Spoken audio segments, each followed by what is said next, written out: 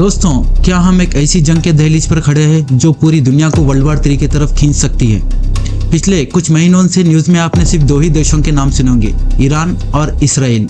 लेकिन क्या आपको पता है, दोनों देश जो आज एक दूसरे के खून के प्यासे हैं, कभी एक वक्त पर सबसे पक्के दोस्त हुआ करते थे। You know that these two countries, which are thirsty for each other's blood today, were once the closest friends. 1979 से पहले ईरान और इसराइल के बीच दोस्ती इतनी गहरी थी कि ईरान ने इसराइल को एक देश के रूप में सबसे पहले कबूल किया था। दोनों के बीच व्यापार, ट्रेड होता था, मिलिट्री कोऑपरेशन था। लेकिन फिर आता है साल 1979, द इस्लामिक रिवॉल्यूशन। ईरान की सरकार बदलती है और रातों रात दोस्ती दुश्मनी में बदल जाती है। ईरान के नए लीडर्स ने इसराइल को छोटा शैतान यानी कि लिटिल शैतान तक कह डाला। लेकिन आज बात सिर्फ भाषणों तक नहीं, आज बात मिसाइल्स, ड्रोन्स और डायरेक्ट अटैक तक पहुंच गई है, सीरिया से लेकर लेबनान तक। और अब ईरान की अपनी जमीन से इसराइल पर हमले।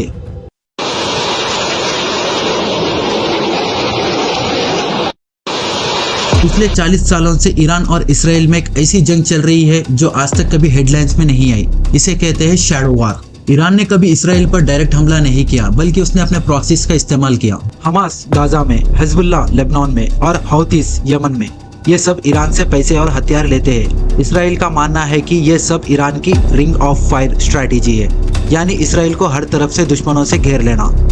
लेकिन खेल तब बदला जब अप्रैल 2024 में सीरिया की राजधानी दमास्कस में ईरान का कॉन्सुलेट डिप्लोमेटिक ऑफिस पर एयर स्ट्राइक हुई। इसमें ईरान के टॉप मिलिट्री कमांडर्स मारे गए। इसराइल पर 300 से ज़्यादा ड्रोन्स और मिसाइल्स फायर कर दिए। ये एक ऐसा मोड़ था जहां पूरी दुनिया की सांसें अटक गई। लेकिन सिर्फ ज़मीन की लड़ाई नहीं है, इसराइल का सबसे बड़ा डर है ईरान का न्यूक्लियर प्रोग्राम। इसराइल को लगता है कि अगर ईरान ने न्यूक्लियर बम बना लिया तो वो इसराइल के लिए खतरा बन जाएगा। इसराइल ने ईरान के अंदर जाकर उनके साइंटिस्ट और मिलिट्री बेसेस को टारगेट करना शुरू कर दिया है। आज हालत यह है कि हर एक छोटा ड्रोन अटैक या हर एक नया स्टेटमेंट एक बड़ी रीजनल जंग को जन्म दे सकता है। इसराइल का मानना है कि ईरान उसके दुश्मनों हमास और हिजबुल्लाह को पैसे और हथियार देता है। 7 अक्टूबर हमास अटैक के बाद से इसराइल ने ईरान के इन्फ्लुएंस को खत्म करने के लिए बड़े कदम उठाए हैं। कॉन्सुलेट पर अटैक। असली आग तो तब भड़की जब अप्रैल 2024 में सीरिया में ईरान के कॉन्सुलेट ऑफिस पर अटैक हुआ, जिसमें ईरान के टॉप जनरल्स मारे गए। ईरान ने इसके जिम्मेदार इसराइल को ठहराया। Direct attack. इसके बदले में ईरान ने पहली बार अपनी जमीन से इसराइल पर सैकड़ों ड्रोन्स और मिसाइल छोड़े। इसके बाद से दोनों देश एक दूसरे के ऊपर डायरेक्ट अटैक्स कर रहे हैं। अब सवाल ये उठता है कि इसराइल इतना अग्रेसिव क्यों है। इसराइल के लिए ये एक सिर्फ जंग नहीं है, ये उनके वजूद, एग्जिस्टेंस की लड़ाई है। इसराइल का सबसे बड़ा डर है ईरान का न्यूक्लियर प्रोग्राम। इसराइल को लगता है कि अगर एक बार ईरान ने एटॉम बम बना लिया तो वो इसराइल को दुनिया के नक्शे से मिटा देगा।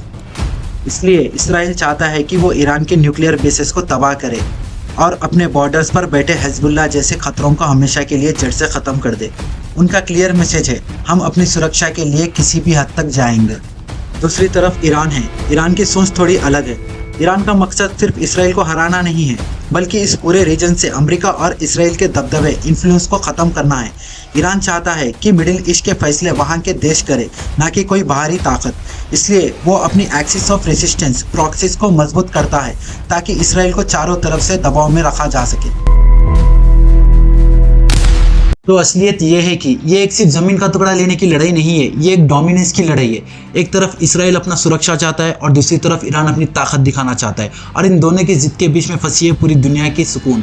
लेकिन दोस्तों, आप सोच रहे होंगे कि ये 2 देश लड़ रहे हैं तो हमें क्या? असल में असर हम पर ही सबसे ज़्यादा पड़ेगा। मिडिल ईस्ट दुनिया का एनर्जी हब है। अगर ये जंग बड़ी हुई तो पेट्रोल और डीजल की कीमतें आसमान छूने लगेंगी, क्योंकि भारत अपनी ज़रूरत का सबसे बड़ा हिस्सा वहाँ से मंगवाता है, तो हमारी इकोनॉमी पर इसका सीधा असर होगा। इतना ही नहीं, लाखों भारतीय इंडियंस वहाँ काम करते हैं, जिनकी सुरक्षा का भी सवाल उठ जाता है।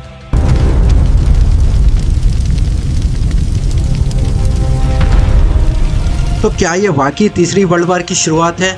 एक्सपर्ट्स का मानना है कि अगर अमेरिका और रशिया जैसे बड़े देश इसमें कूद गए तो ये जंग नहीं रुकेगी।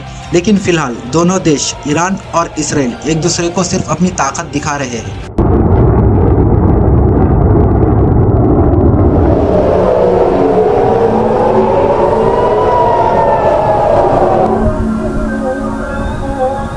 कोई डरता है कि अगर न्यूक्लियर बटन दबा तो जीतने वाला कोई नहीं बचेगा।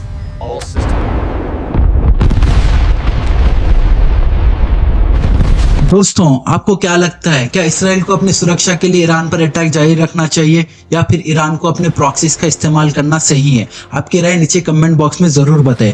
अगर आपको ये वीडियो इन्फॉर्मेटिव लगे तो इसे लाइक करें और अपने दोस्तों में जरूर शेयर करें ताकि वो भी इस शैडो वार की सच्चाई गहराई से जान सके। ऐसी ही डीप एनालिसिस के लिए चैनल को सब्सक्राइब करना मत भूलिए। मिलते हैं अगले वीडियो में, तब तक के लिए जय हिंद।